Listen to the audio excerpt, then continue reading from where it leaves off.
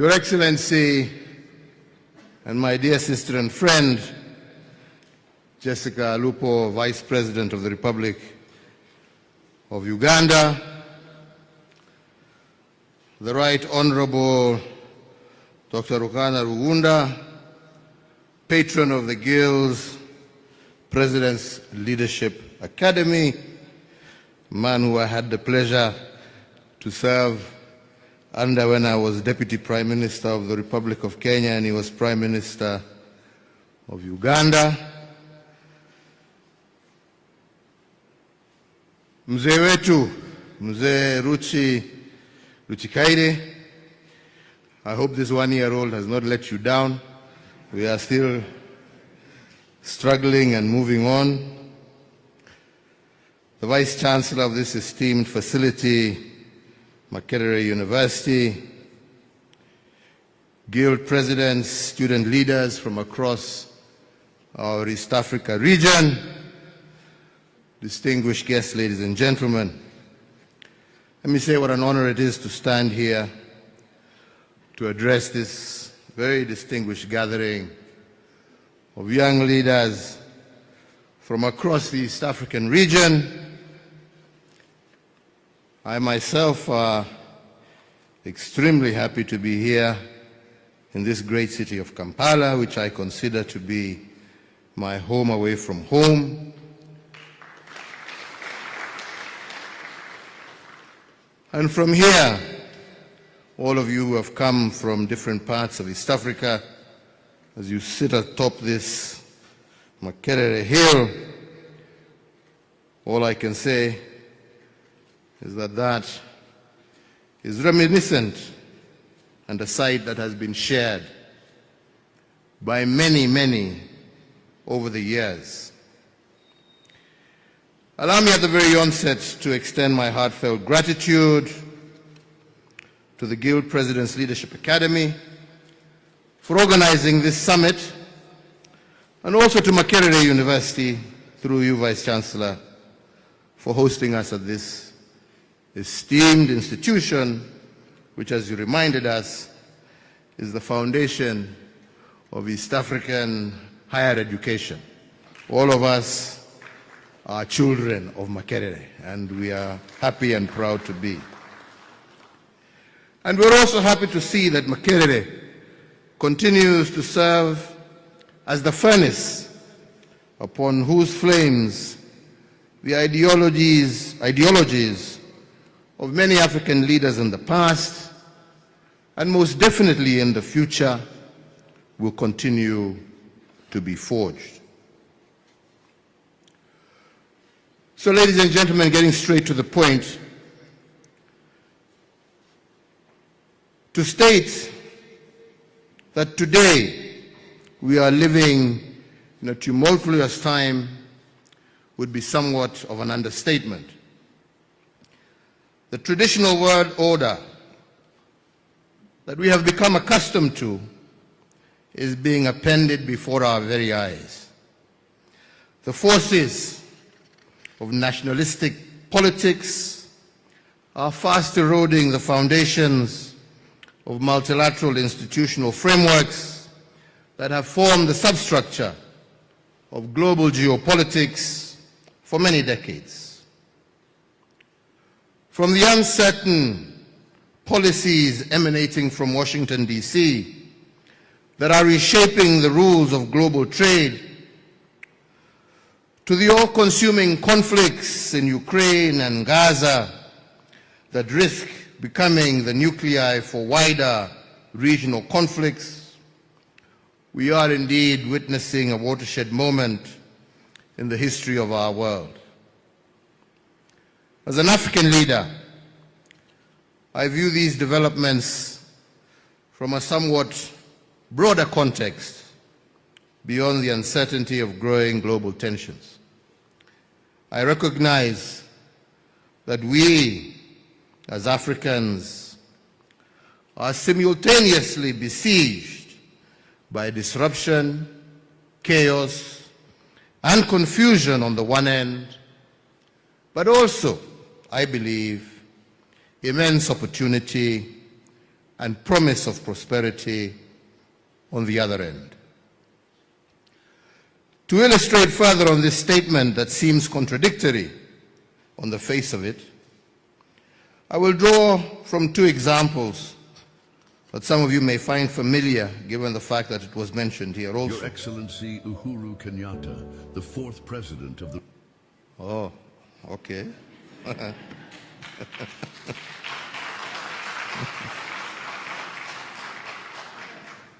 The first is the recent suspension of USAID funding, primarily directed at developing nations, and the second is a glimpse at the direction that European politics is taking and its implications on Africa. Whereas the stoppage of US-led international development aid has had an immediate and far-reaching implications on our fragile healthcare systems, I believe it has also been a much-needed wake-up call to our leaders and policymakers, that they should recognize that our economies have become woefully dependent on the charity of foreign governments, and it is now the time to lay the foundation for self-sufficiency.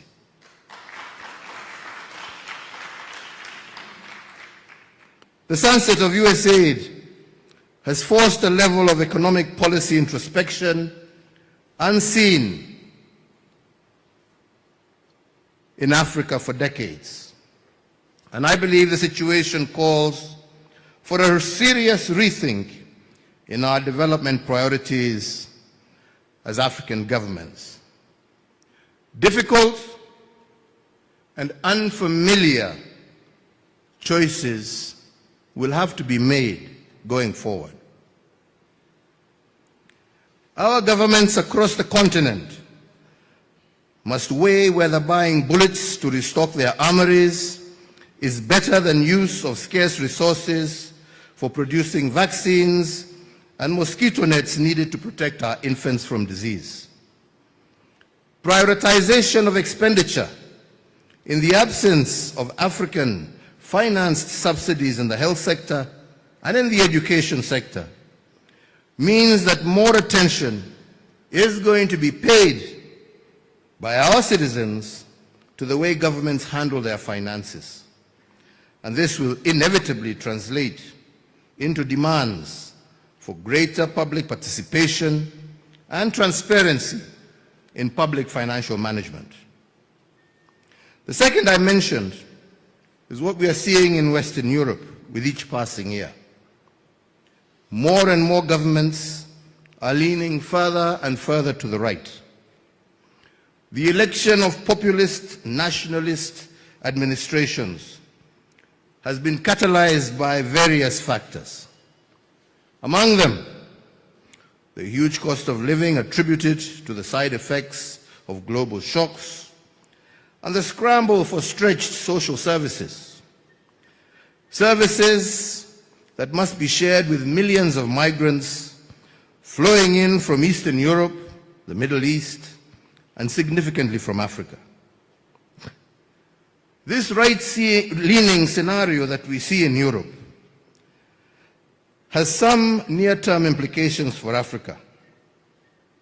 The truth of the matter is, the Europeans no longer want to see our immigrant boats laden with our young men and women landing on their shores. They are currently busy enacting laws to ensure that we never set foot in their countries, to partake in their resources without proper immigration documents. Our young people will soon have nowhere left to escape, nowhere to run away from the wars and poverty that define much of our continent's present realities. So what? With nowhere to go but home, with no one to turn to but themselves, I believe that our young people, and that is you, will eventually wake up to the fact that there is no global rescue mission, coming to save you. We must save ourselves from a future of despair.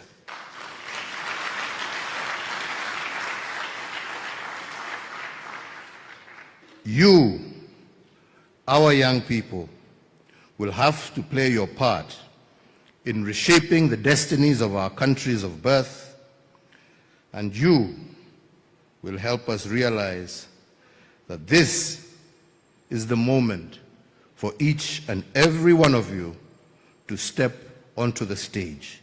Your time has come.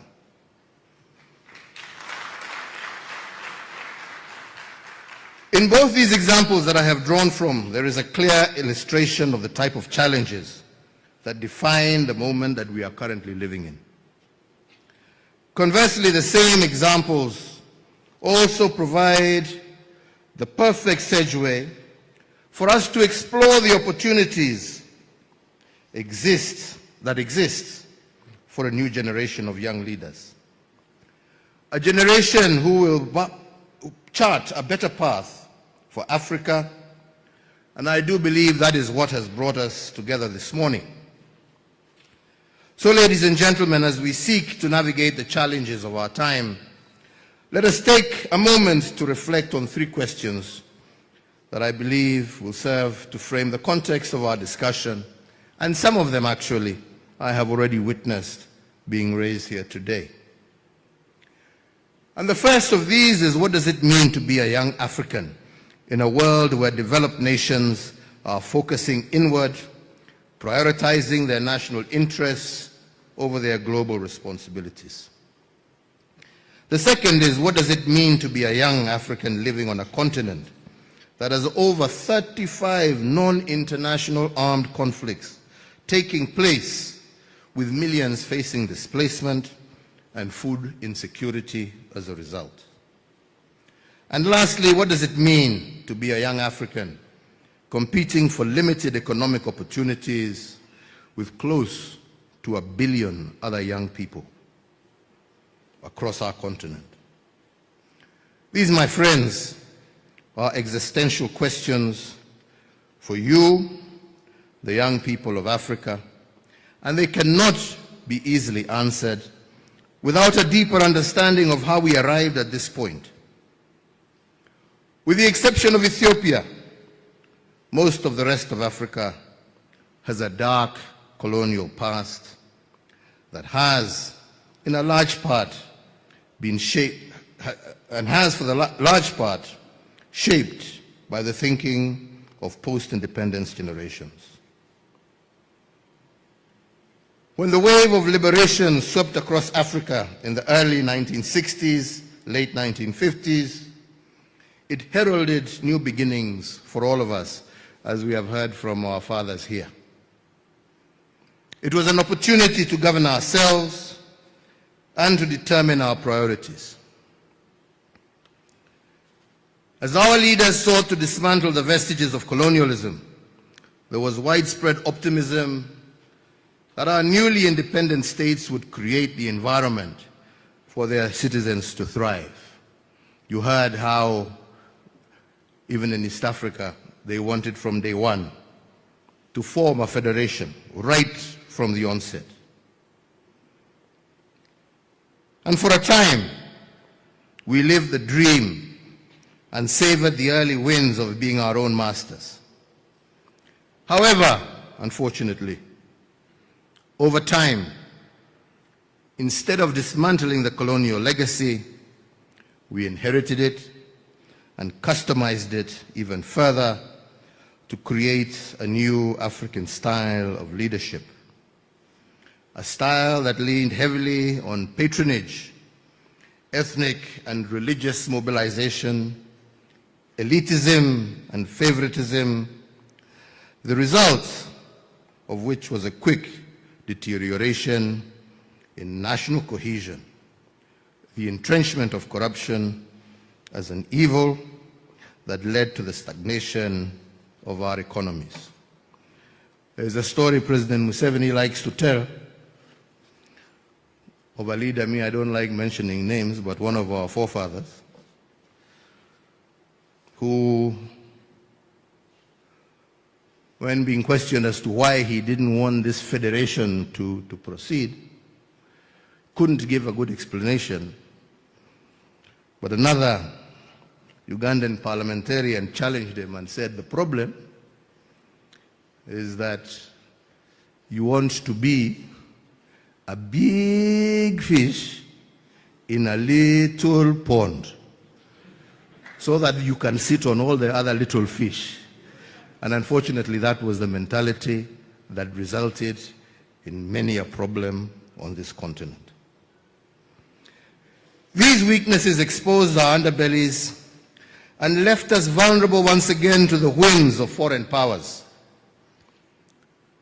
They have exposed these vulnerabilities in our political constructs to manipulate our development trajectory as Africans, and unfortunately we are almost back to square one. This, however, is a story of years gone by. It does not have to be how our future will evolve. Now that you have an insight as to how we got here, I believe let us focus our attention on how to get out of this quandary that we find ourselves in. And we begin this by taking the first question: what does it mean today to be a young African in a world where developed nations are focused inward, prioritizing their national interests? Ladies and gentlemen, having served as president, I appreciate fully the pressure that elected leaders face on a daily basis. They have to be in tune with the mood and desires of their voting public and be seen to be directing the government's energies towards addressing these demands. Can we therefore really blame the governments of developed nations for responding to their needs, to the needs of their own citizens above all others? We can't. That is what they do. So us as well, it is time for us to also stop lamenting about the inward-looking policies of faraway democracies and nations.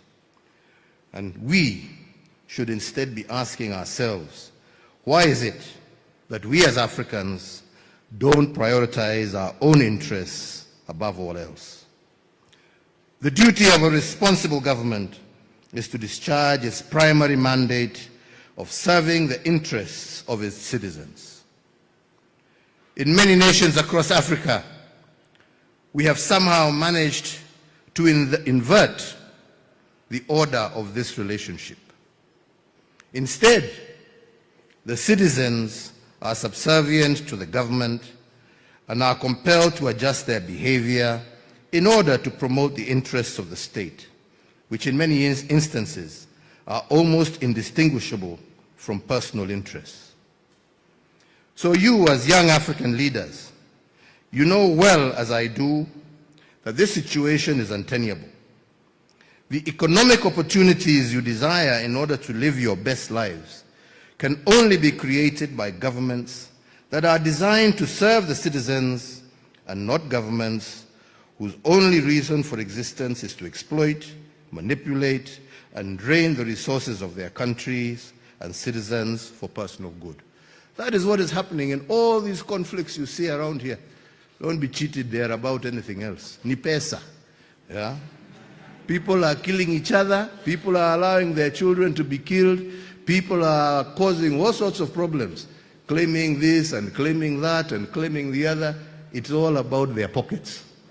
Yeah? And that's why when they are finished destroying their countries, you see them board planes and you never hear from them again, but you never see your money again, and you are left licking your wounds. You must stop that. Yeah?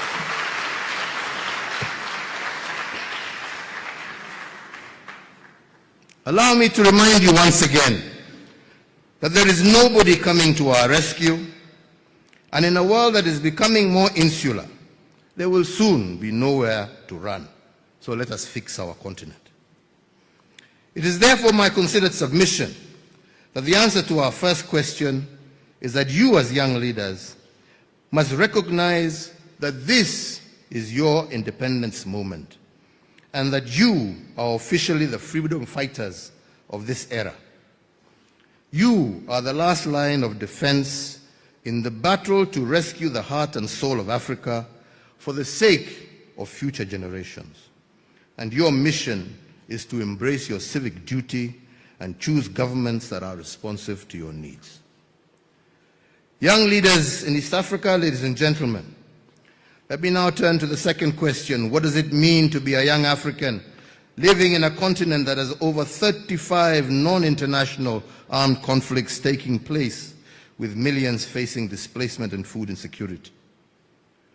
Today in Africa, from the Sahel to the Great Lakes to the Horn, from the Atlantic Ocean to the Red Sea, over 500 million of your colleagues and counterparts are caught up in some type of armed conflict or political strife. Inevitably, these are impacting mostly women, children, and the young people. I talked earlier about how the colonial legacy was replaced in many countries by a style of leadership that draws its strength from creating and exploiting societal fissures along religious, racial, or ethnic lines as a pretext for the accumulation of economic and political power by a select few. I hold the view that this is never going to be a stable method of governance for the long term for a number of basic reasons. Firstly, the corruption that arises from it only serves to undermine public interest and diverts resources from essential services, sowing the seeds of resentment among the populace. Secondly, the politics of ethnicity, favoritism, and patronage at the expense of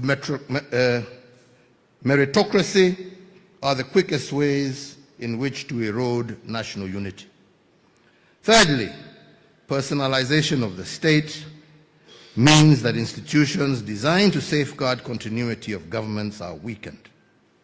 In all these three instances, you end up with a large section of the population that are physically resident within the borders of a country, but are psychologically and emotionally disengaged. That is what you call apathy. And I heard you guys trying to talk here about apathy. That is what causes apathy, because the people you want to lead are disengaged from yourselves. And I just want to refer, I was listening very carefully to everything that was going and being said.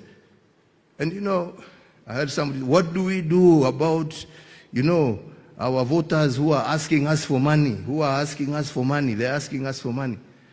They're asking you for money because you as a leader have failed. It is,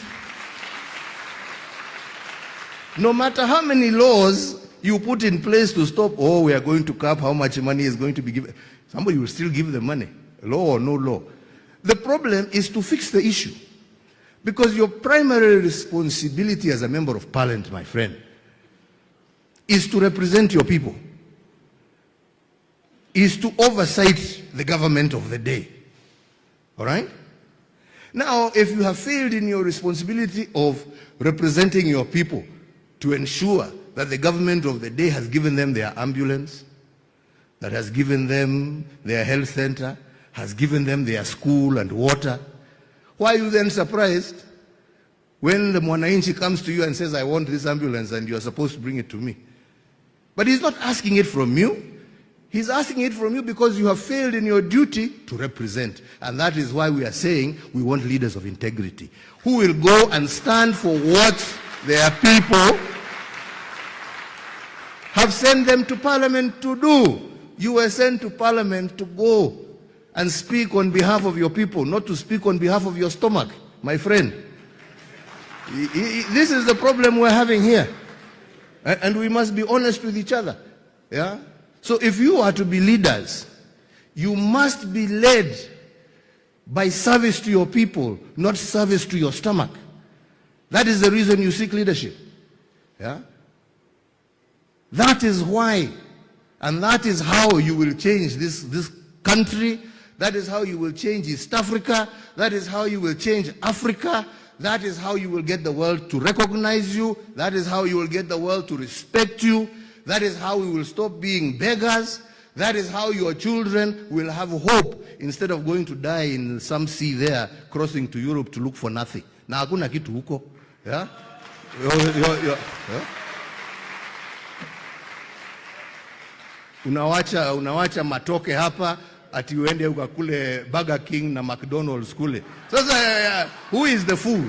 Your matoke here fresh, wonderful and beautiful, to go and line up huko ukula burger ambaye inakunonesha tumbo tu na hakuna kitu inakufanya.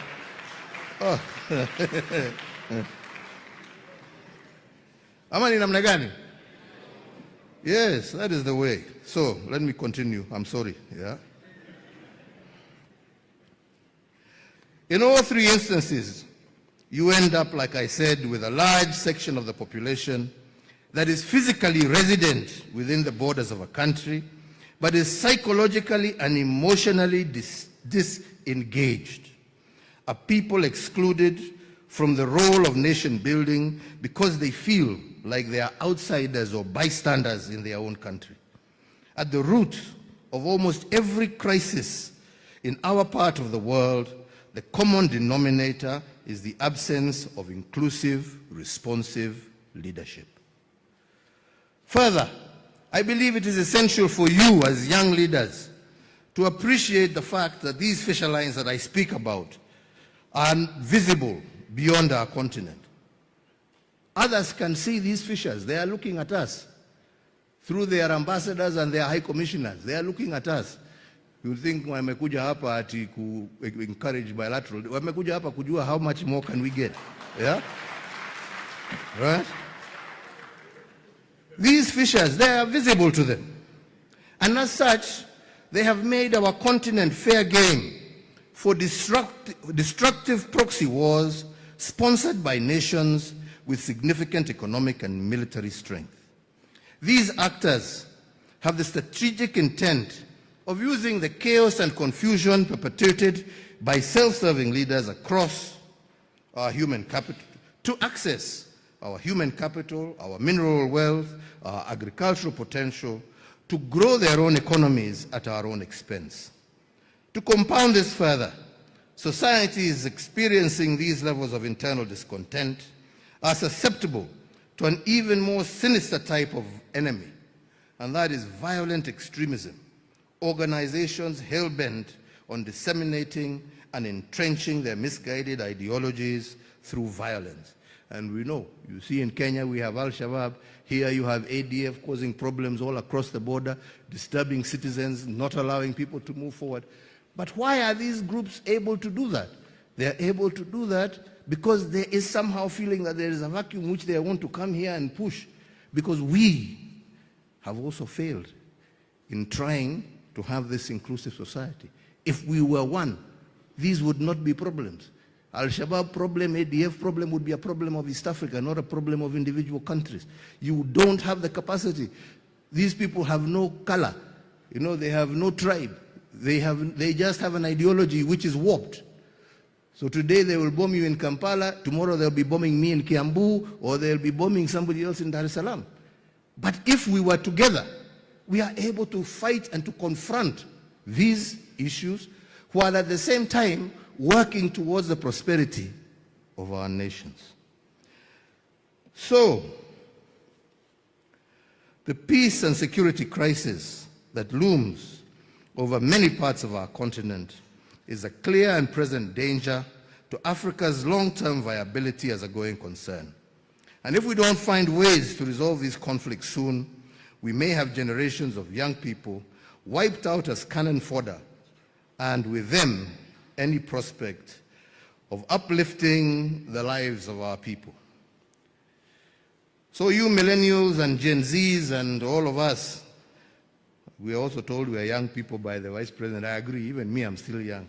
So you're told you're as young as you feel. Me, I feel young. So, but anyway, there are those who are millennials. You have your Gen Zs here as well. Allow me to state this point once more for emphasis.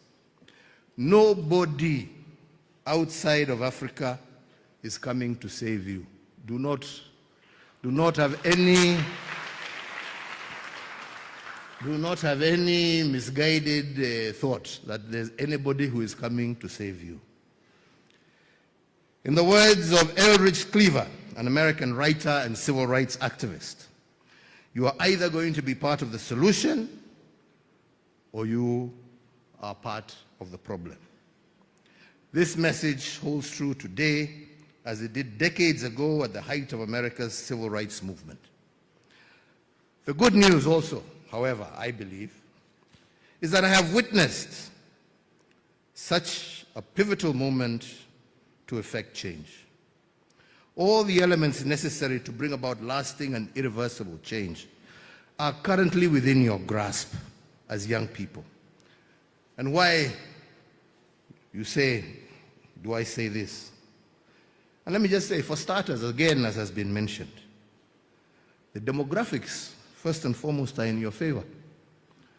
The median age across our African continent in 2025 is 19.3 years, against a global median of 30.4 years. This means that over 65% of all Africans are below the age of 25. You have the numbers, you have the time, you have the energy to get involved and stay involved in governance discussions until you effect the change you wish to see. You have the time. Our elder, Mzee here, told us that when he stood here starting his journey, he was 23 years old. He's now 88, going 89, still fighting. Some of you have not even touched 23, and you are lamenting. My friend, this is a call to action. Get up and start moving. This is your call to action. Now. Now is the time. Now. Not tomorrow, not the day after, not after you graduate. No. Now is the time. Now.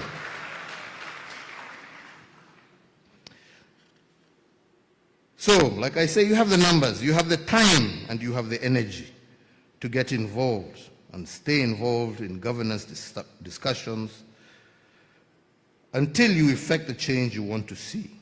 Furthermore, you are also the beneficiaries of years of investment in education and digital connectivity. You have the knowledge. You are, in essence, the first children of that knowledge economy, the true digital natives of Africa. The democratization of access to information through the internet means that very few secrets are left. Very, very few. Very, very few secrets. The asymmetry of information in favor of government has always been a tool to manage the perception of populations. This is no longer the case. You know what we know. In many cases, you know it better because you have understood how to leverage the essential tools of today, such as artificial intelligence and the power of social media. Me, when I go and make a small statement somewhere, I think I'll be hidden myself in the middle of the bush.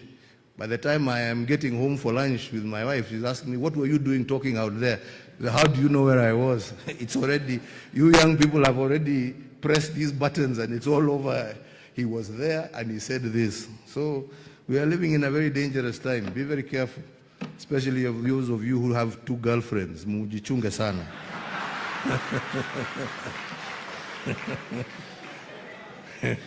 I hear these days they can even follow you, you know. She can just say, I don't know, follow me or track me, I don't know what. And you've said you've gone to study in, I don't know, the library, and she finds you in some. Be very careful. Things are very dangerous these days.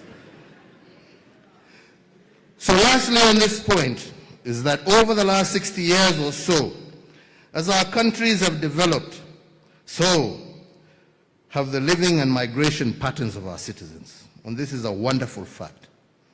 Millions of families have moved from rural towns to large urban settings in search of opportunity and better life. This migration has created a new generation of non-ethnically homogeneous, populations across the country. The result, millions of young people born out of intermarriages and unshackled by the negative weight of ethnic identity are slowly becoming the majority. As I alluded to you earlier in my speech, never before have there been such ideal conditions to break loose from the generational curse of our forefathers and of some of us that saw us remain chained to ethnic and cultural differences as a way to distribute wealth and political power. Finally, let us tackle the last one that I posed to you. What does it mean to be a young African competing for limited economic opportunities with close to 1 billion other young Africans? And I believe we need to see our strength in numbers as Africans. And in spite of having the world's youngest population and a market size of over 1.5 billion people, Africa still accounts for less than 2.5% of global trade. We have designed our trade corridors to favor extraction as opposed to intra-Africa trade, meaning that today it is easier for a Kenyan or a Ugandan to sell tomatoes and avocados to the European Union than it is to supply our brethren in West Africa. Similarly, unfortunately, it is easier for an American or European passport holder to visit African countries visa-free than it is for an African to traverse their own continent. If we are to create economic opportunities for our youth, we need to remove the barriers that prevent the actualization of the African Continental Free Trade Agreement, of the East African Protocol on Trade. We need to remove every single barrier. We must stop being paranoid about each other and give preferential treatments to African passport holders to visit and to do business anywhere on their continent. We must design our transport and logistics infrastructure to point inward, to facilitate more cross-border trade by allowing for the affordable and efficient movement of people, goods, and services across our continent. And closer to home, we need to reflect on our education curricula. Are we training our children for the jobs of the future? The advancements in technology have rendered many traditional careers irrelevant, yet we are still spending millions of dollars every year encouraging our children to pursue courses that will lead them to nowhere.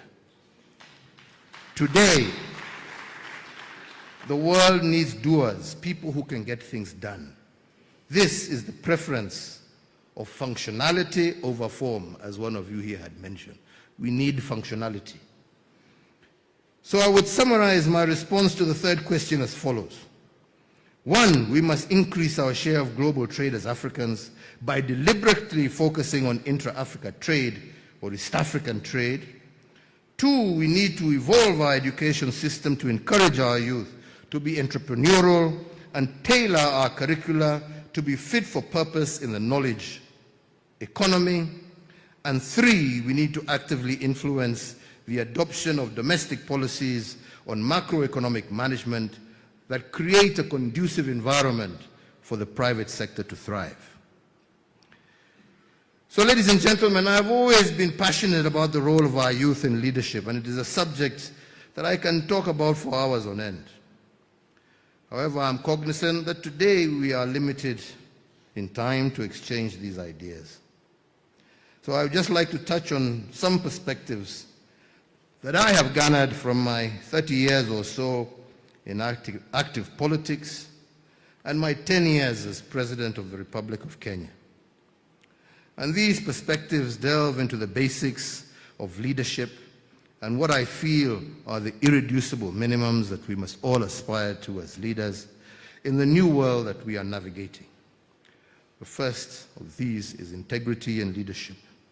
And this is not merely a moral idea, it is a practical necessity. It involves a conviction to do right when it is costly, and to serve when it is easier to exploit. Integrity builds legitimacy, and legitimacy fosters peace. Leadership is a journey filled with challenges and triumphs. Reflecting on my own tenure, I did face numerous challenges, including corruption, rising debt levels, so on and so forth. But these experiences taught me that humility, listening, and continuous learning are the core to ethical leadership. Courage, my friends, courage is the underestimated quality, but it is something that you shall require in abundance if you are to transcend ethnic mobilization for power, short-term populism, and dependency on elite networks. Leadership should be based on vision and competence, not tribal affiliations. Policies should be designed for long-term national benefit, not immediate political gain. Opportunities should be accessible to all based on merit and hard work.